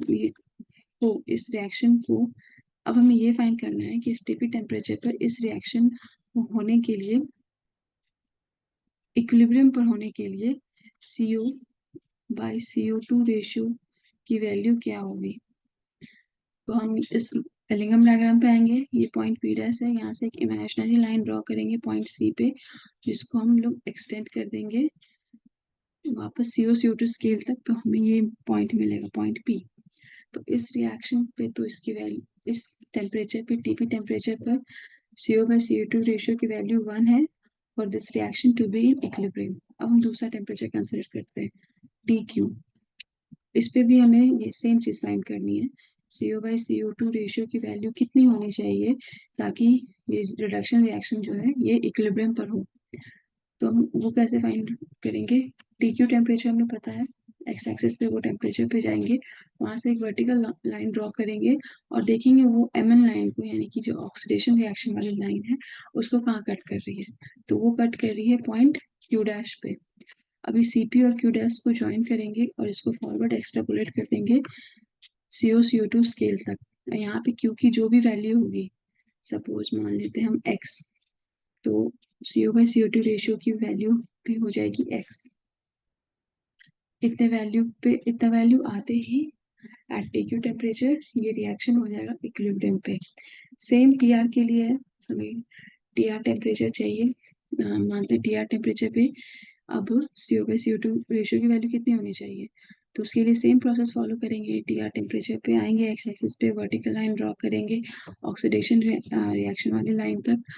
जिस भी पॉइंट पे वो कट करेगा सी को उससे ज्वाइन करेंगे, उसको फॉरवर्ड एक्सट्रापोलेट करेंगे और फॉरवर्ड एक्सट्रापोलेट करेंगे CO/CO2 स्केल तक और हमें वैल्यू मिल जाएगी। हमने यहाँ से क्या समझा कि कोई भी रिडक्शन रिएक्शन हो जिसमें CO2 ये रिड्यूसिंग एजेंट, ये गैस मिक्सचर को हम लोग रिड्यूसिंग एजेंट की तरह यूज करते हैं, वहां पर हम किसी भी टेम्परेचर पर CO/CO रेशियो की जो वैल्यू होगी वो कितनी होगी वो पता कर सकते हैं, या फिर वाइस वर्सा भी पता कर सकते हैं। मीन्स कि हमें CO/CO2 की वैल्यू पता है, ये हमें पता है, हमें फाइंड आउट करना है कि टेम्परेचर कितना होगा जिसपे वो रिडक्शन रिएक्शन इक्विलिब्रियम पे हो। ये हम कैसे पता करेंगे, सिंपल है। मान लेते हैं CO/CO2 की वैल्यू हमें पता है और वो वैल्यू कुछ यहाँ लाई कर रही है, तो इस पॉइंट S को हम पॉइंट C से स्ट्रेट लाइन के थ्रू ड्रॉ कर देंगे, मतलब कनेक्ट कर देंगे बेसिकली, और ये होगा एक स्ट्रेट लाइन होगा। यहाँ पे हम स्ट्रेट लाइन बना नहीं पा रहे हैं पर ये स्ट्रेट लाइन होना चाहिए। तो ये यहाँ जो ऑक्सीडेशन वाली लाइन है MN उसको यहाँ पे कट कर रहा है, राइट, इस पॉइंट पे। तो यहाँ से एक वर्टिकल लाइन ड्रॉप करेंगे और वहां पे जो टेम्परेचर आएगा that is my required temperature. अभी हम इस प्रोसेस है जो मैंने अभी जस्ट एक्सप्लेन किया उससे CO/CO2 की वैल्यू तो निकाल लेते हैं किसी भी टेम्परेचर पे, राइट। मान लेते हैं वो वैल्यू है x, ओके। इससे हम ये भी एक चीज पता कर सकते हैं, जो थियोरेटिकली हमने इसकी वैल्यू निकाली एलिगम डायग्राम को यूज करके आया x, रियल कंडीशन में जो रेशियो हमने मेजर की CO/CO2 की, मान लेते हैं वो है y, ये रियल कंडीशन में है, मतलब वर्किंग कंडीशन में, ओके, रियल कंडीशन में है, रियल यानी कि वर्किंग कंडीशन में। तो अगर x की वैल्यू y से ज्यादा है, इसका मतलब होगा कि मेटल जो है मेटल ऑक्साइड जो है वो रिड्यूस होगा, ऑक्साइड रिड्यूस होगा। और अगर उल्टा है यानी कि x की वैल्यू कम है y से, इसका मतलब है कि मेटल जो है वो ऑक्सीडाइज कर जाएगा, ओके। तो ये भी एक इम्पॉर्टेंट इंफॉर्मेशन है जो हमें CO/CO2 रेशियो से पता चल सकता है कि रिएक्शन जो है वो फॉरवर्ड डायरेक्शन में जा रहा है या बैकवर्ड डायरेक्शन में। हमने देखा कि CO/CO2 रेशियो की वैल्यू कैसे निकालते हैं एलिगम डायग्राम से और क्यों निकालते हैं। अब हम देखेंगे कि H2H2O रेशियो की वैल्यू कैसे निकालते हैं। तो ये एलिगम डायग्राम है, यहाँ पे ये लाइन देखिए, ये रिएक्शन है हमारा 2H2 + O2 gives 2H2O, all gas, सारे के सारे यहाँ पे भी गैस है, ओके। ये लाइन इसको रिप्रेजेंट कर रही है कि इसको हम लोग बैकवर्ड एक्सट्रापोलेट करेंगे तो हमें मिल जाएगा पॉइंट H। यहाँ पे ये जो ग्रे लाइन है ये है H2H2O स्केल, आप यहाँ देख सकते हैं, ये है H2H2O रेशियो की स्केल। सेम लाइन को यानी कि H2H2O गिव्स 2H2 वाली लाइन को हम फॉरवर्ड एक्सट्रापोलेट करेंगे तो हमें ये फॉरवर्ड एक्सट्रापोलेट करेंगे टू H2H2O स्केल, तो हमें ये पॉइंट मिलता है और यहाँ पे इसकी वैल्यू 1 है। तो एकदम सिमिलर है, एकदम सेम टू सेम है एज CO2 लाइन के, बस इतना ही डिफरेंस है यहाँ पे कि हम पॉइंट C के बदले पॉइंट H यूज कर रहे हैं और CO/CO2 स्केल के बदले H2H2O स्केल यूज कर रहे हैं। तो ये सारे पॉइंट्स आप माइंड में रखिए, अभी हम लोग इसको थोड़ा डिटेल्स में समझेंगे। तो ये एलिंगम डायग्राम इसको मानते हैं, ये हमारा y एक्सिस पे डेल्टा G0 है, x एक्सिस पे है टेम्परेचर। आप देख सकते हैं सब कुछ सेम है, बस पॉइंट C चेंज हो गया है, ये पॉइंट H हो गया है और ये स्केल चेंज हो गई है जो कि H2H2O रेशियो की स्केल है, ठीक है। तो प्रोसेस भी सेम होगा, एकदम सेम, एकदम एग्जैक्टली सेम प्रोसेस फाइंड कर है H2H2O रेशियो को फाइंड करने के लिए जो प्रोसेस हमने CO-CO2 रेशियो के लिए यूज किया था। ओके, तो यहाँ पे Mn भी एक कोई भी ऑक्सीडेशन रिएक्शन है, तो जहाँ पे ये इंटरसेक्ट करेगा पॉइंट ये वाली HB लाइन से, या फिर कोई भी लाइन जो H से ओरिजिनेट होके H2H2 स्केल पे जा रही है, किसी भी लाइन से इंटरसेक्ट करेगा, उस पर्टिकुलर पॉइंट पे एक रिडक्शन रिएक्शन होगा, जैसे हम लोगों ने प्रीवियस केस में देखा था। तो वो रिडक्शन रिएक्शन पे किसी भी टेम्परेचर TQ पे उस रिडक्शन रिएक्शन में H2/H2O की क्या वैल्यू होगी कि वो पर्टिकुलर रिडक्शन रिएक्शन इक्विलिब्रियम पे हो। यहाँ पे जो रिडक्शन रिएक्शन इन्वॉल्व होगा वो यूज कर रहा है H2H2 गैस मिक्सचर को as a reducing agent. RA से हम रिड्यूसिंग एजेंट रिप्रेजेंट कर रहे हैं। ओके, तो सेम प्रोसेस फॉलो करना है हमें। TQ टेम्परेचर लेनी है। ओके, एक्स एक्सिस पे यहाँ से वर्टिकली लाइन ड्रॉ करना है। जिस पॉइंट पे ये कट करेगा ऑक्सीडेशन रिएक्शन वाली लाइन को, पॉइंट H से उसको कनेक्ट करना है और उसको फर्दर एक्सट्रापोलेट कर देंगे H2H2 स्केल तक, तो हमें पॉइंट Q मिलेगा। और यहाँ पे जो भी वैल्यू होगी वही वैल्यू होगा H2H2 रेशियो की। सपोज यहाँ पे X है, तो मीन्स एट TQ टेम्परेचर जब H2 और H2 रेशियो की वैल्यू X होगी, तो ये पर्टिकुलर रिडक्शन रिएक्शन जो कि H2H2 गैस मिक्सचर को use reducing agent as a reducing agent use कर रहा है, उसमें जब इस रेशियो की वैल्यू X होगी तो वो रिएक्शन इक्विलिब्रियम पर होगा। Same is for TR। Okay, अब इसका वाइस वर्सा भी हम लोग फाइंड आउट कर सकते हैं। हमें हमें H2H2O की वैल्यू पता है, राइट। H2H2O की वैल्यू पता है, सपोज Y। अभी ये वाली वैल्यू जो है सपोज इस पॉइंट पे आती है। ओके, ये Y वैल्यू यहाँ पे, तो हम कुछ नहीं करना, हमें पॉइंट H और Y को कनेक्ट कर देना है स्ट्रेट लाइन से। ये लाइन स्ट्रेट होनी चाहिए, यहाँ पे स्ट्रेट नहीं है तो इसे स्ट्रेट ही कंसिडर करना। तो ये जो पॉइंट आएगा, जो ऑक्सीडेशन रिएक्शन वाली लाइन को जिस पॉइंट पे कट कर रहा है ये लाइन, वहां से एक वर्टिकली लाइन ड्रॉप करेंगे, और जो टेम्परेचर आएगा सपोज TY, ये है मेरा रिक्वायर्ड टेम्परेचर। मीन्स कि ये TY टेम्परेचर पर जब H2H2 की वैल्यू इतनी होगी तो ये रिडक्शन रिएक्शन जो है वो इक्विलिब्रियम पे होगा। एकदम सब कुछ सेम है जैसे हम लोग कार्बन मोनोऑक्साइड के लिए यूज कर रहे हैं। सब कुछ सेम है, बस पॉइंट H आ गया है कार्बन पॉइंट C के बदले, और H2 स्केल आ गया है CO2 स्केल के बदले। Rest all the process same. Okay, तो अब तक हम लोग ने देखा एलिंगम डायग्राम ऑफ ऑक्साइड्स के बारे में। इसको स्टडी किया अच्छे से हम लोगों ने। ये डायग्राम बनता कैसे है, क्या क्या इंफॉर्मेशन हम लोग इससे इंटरप्रेट कर सकते हैं, कैसे रिड्यूसिंग एजेंट डिसाइड करते हैं, ऑक्सीडेशन कैसे रिड्यूसिंग एजेंट डिसाइड करते हैं, टेम्परेचर कैसे इंपॉर्टेंट रोल प्ले करता है, डिफरेंट स्केल्स यानी participation of oxygen scale, H2H2O ratio scale, CO CO2 ratio scale, इसको कैसे यूज करते हैं। Right? अब एक और डायग्राम पे हम लोग आते हैं और वो है एलिंगम डायग्राम फॉर सल्फाइड्स। तो काफी सिमिलर है ये दोनों ही डायग्राम्स, बस कुछ डिफरेंसेस है इनमें। जैसे जैसे एलिंगम डायग्राम फॉर ऑक्साइड्स में हम लोग मेटल ऑक्सीडेशन फॉर्मेशन को स्टडी करते हैं using 1 gram mole of oxygen gas. Okay, similarly यहाँ सल्फाइड में मेटल सल्फाइड फॉर्मेशन रिएक्शन को हम लोग स्टडी करेंगे। मेटल सल्फाइड फॉर्मेशन रिएक्शंस को रिप्रेजेंट किया गया है using 1 gram mole of sulphur gas. Okay, तो एलिंगम डायग्राम फॉर सल्फाइड भी ग्राफ है between standard gas free energy and temperature, जैसे एलिंगम डायग्राम फॉर ऑक्साइड्स था। यहाँ पे इम्पोर्टेंट बात यह है कि यहाँ पे इम्पोर्टेंट बात यह है कि सल्फर जो है उसका मेल्टिंग पॉइंट है 444 डिग्री सेल्सियस। तो इस टेम्परेचर के बिलो सल्फर गैस का एग्जिस्टेंस प्योरली हाइपोथेटिकल है। ओके, ये एक इम्पोर्टेंट पॉइंट है। और जिस तरह से सारे रिएक्शंस एलिगम डायग्राम फॉर ऑक्साइड्स में सारे रिएक्शन स्टैंडर्ड स्टेट में होते थे, यहाँ पर भी सारे रिएक्शन स्टैंडर्ड स्टेट में ही होंगे और 1 gram mole of sulphur gas ही यूज किया जाएगा। ओके, इसके अलावा दोनों डायग्राम काफी ज्यादा सिमिलर है, कुछ कुछ डिफरेंसेस है जो हम लोग अभी डिस्कस कर लेते हैं। तो ये है हमारा एलिंगम डायग्राम फॉर सल्फाइड।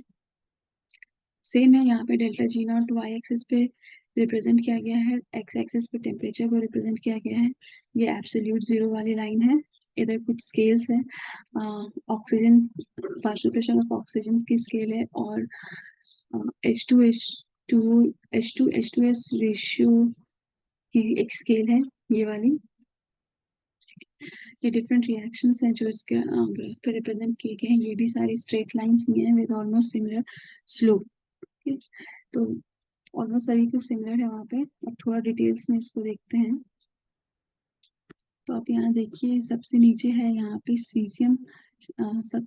तो यहाँ पे सबसे नीचे है CES फॉर्मेशन की लाइन। तो इसका मतलब ये हुआ कि ये सबसे ज्यादा स्टेबल होगी, और जैसे जैसे हम लोग ऊपर जाएंगे stability of particular metal sulphide कम होती जाएगी। इसके ऊपर है कैल्शियम सल्फाइड फॉर्मेशन की लाइन, और ये लाइन भी काफी ज्यादा नीचे है। तो कैल्शियम सल्फाइड बहुत ही ज्यादा स्टेबल होगा, राइट। और यही रीजन है क्यों हम लोग कैल्शियम को एज अ डिसल्फ्राइजर यूज करते हैं, क्योंकि कैल्शियम की एफिनिटी सल्फर के लिए बहुत ही हाई है। अगर हम यहाँ पे देखें तो H2S की लाइन कहाँ है, ये लाइन काफी ज्यादा ऊपर है। ये है H2S की लाइन, ये लाइन काफी ज्यादा ऊपर है। इसके नीचे आप देख सकते हैं बहुत सारे मेटल सल्फाइड इसके नीचे लाई कर रहे हैं। तो इसका मतलब ये हुआ कि इन मेटल सल्फाइड जो इसके नीचे लाइन लाई कर रहे हैं वो H2S उसको रिड्यूस नहीं कर सकता, क्योंकि ऊपर के मेटल सल्फाइड को कर सकता है बट वो बहुत ही कम है क्वांटिटी में। अभी जैसे एलिंगम डायग्राम फॉर ऑक्साइड्स में एक CO लाइन थी जो कि जिसका डाउनवर्ड स्लोप था, वो नीचे की ओर जाती थी, जिसकी वजह से वो हाई टेम्परेचर पे बहुत सारे मेटल ऑक्साइड्स को रिड्यूस कर सकती थी, राइट। यहाँ पे उस तरह का कोई लाइन नहीं है, देख सकते हैं इधर कोई भी लाइन नहीं है। एक ये कार्बन सल्फाइड फॉर्मेशन लाइन है, पर ये बहुत ही ज्यादा ऊपर है, और ये ऑलमोस्ट किसी इस रिएक्शन को छोड़ के किसी को भी इंटरसेक्ट नहीं कर रही। तो ये भी किसी काम की नहीं है, ये भी हम लोग एज अ रिड्यूसिंग एजेंट इसको भी यूज नहीं कर सकते। और इसका मतलब ये हुआ कि सल्फाइड मेटल सल्फाइड को और जो होगा सल्फाइड और जो होगा उसको रिड्यूस करना थोड़ा डिफिकल्ट होगा हाई टेम्परेचर्स पर, ठीक। और ये भी देखा गया है कि मेटल और मेटल सल्फाइड मॉल्टन स्टेट में इन दोनों की बीच की सेलिब्रिटी बहुत ही ज़्यादा स्ट्रांग होती है, काफ़ी म्यूचुअल सेलिब्रिटी होती है इनके बीच में। तो इनको सेपरेट करना भी काफ़ी डिफिकल्ट होता है, ओके। तो ये मैंने जितने भी रीजन अभी बताए उससे सल्फाइड और का डायरेक्ट रिडक्शन थोड़ा डिफिकल्ट हो जाता है। तो इसलिए हम लोग जनरली क्या किया जाता है, जो भी सल्फाइड और है, सल्फाइड और को पहले रोस्ट करते हैं। रोस्टिंग एक प्रोसेस है जो हम लोग आगे के लेक्चर्स में पढ़ेंगे। इसको हम लोग रोस्ट करके ऑक्साइड में कन्वर्ट कर लेते हैं, और फिर ऑक्साइड में कन्वर्ट होने के बाद एल्यूमिनियम डायग्राम ऑफ ऑक्साइड को यूज करके इसके रिड्यूसिंग एजेंट्स डिसाइड करके उस मेटल को हम लोग एक्सट्रैक्ट कर लेते हैं। बट कुछ कुछ केसेस में सल्फाइड और की भी डायरेक्ट रिडक्शन पॉसिबल है, और वो हम लोग करते हैं डायरेक्टली रिड्यूस करते हैं using the process called as matte smelting.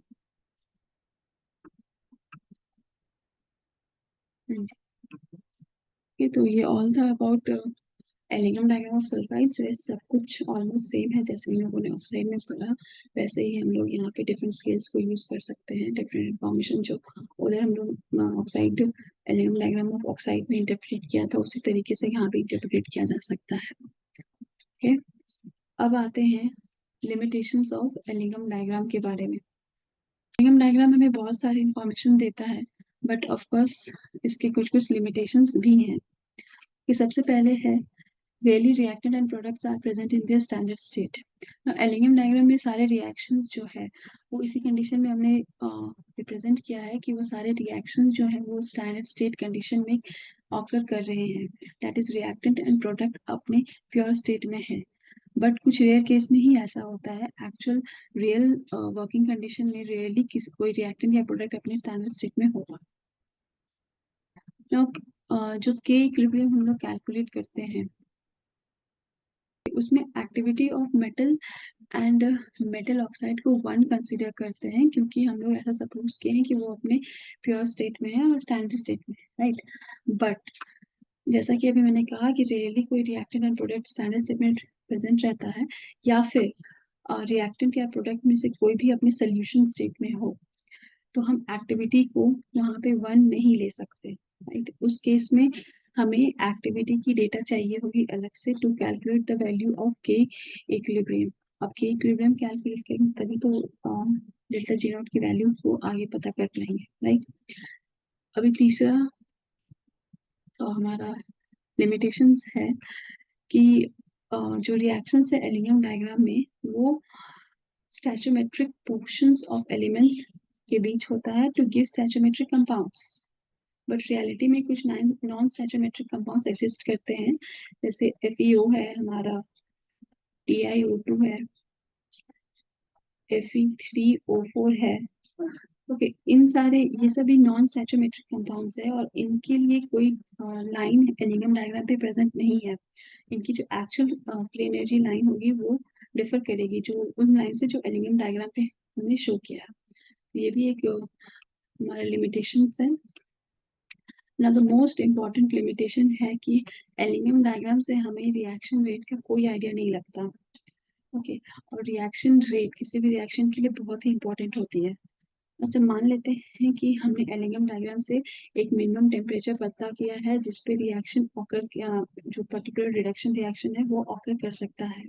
But उस टेम्परेचर पर जो रिएक्शन रेट है, ओके, वो बहुत ही लो है। रिएक्शन रेट है वो बहुत ही लो है, सपोज, ओके, वो बहुत ही लो है। तो अभी लो रिएक्शन रेट का हम क्या करेंगे, वहाँ पे बहुत ही स्लोली रिएक्शन होगा, उसका कोई फायदा है नहीं हमें। रिएक्शन रेट को इंक्रीज करने के लिए हमें टेम्परेचर इंक्रीज करनी होगी, तो हमें एग्जैक्ट नहीं पता चल पाया कि हम लोग किस टेम्परेचर रेंज में वर्क करेंगे, राइट। तो रिएक्शन रेट का पता होना बहुत ही ज़्यादा इंपॉर्टेंट है, जो कि हमें एलिनियम डायग्राम से पता नहीं चलता है। तो ये सारे लिमिटेशंस है एलिनियम डायग्राम के। तो इसके साथ ही हमारा ये आज का लेक्चर खत्म होता है। हमने आज के लेक्चर में देखा एलिनियम डायग्राम को, समझा उसे कैसे ड्रॉ करते हैं। हमारे पास 2 डिफरेंट टाइप्स ऑफ एलिनियम डायग्राम है, सल्फाइड्स के लिए एंड ऑक्साइड्स के लिए। हम चाहे देखा कि क्या क्या इन्फॉर्मेशन हम इंटरप्रिटेट कर सकते हैं इन सारे डायग्राम से, और कैसे हम रिड्यूसिंग एजेंट डिसाइड कर सकते हैं, कितना टेम्परेचर वर्किंग है डिसाइड कर सकते हैं। डिफरेंट फैक्टर्स को डिसाइड करते हुए हम एक प्रोसेस बना सकते हैं किसी भी मेटल का एक्सट्रैक्शन के लिए। और इसलिए हमारा जो एलिनियम डायग्राम है ये एक इम्पोर्टेंट डायग्राम है हमारे मेटल एक्सट्रैक्शन प्रोसेसेस के लिए। ओके, तो इसके साथ हमारा लेक्चर खत्म होता है। Thank you.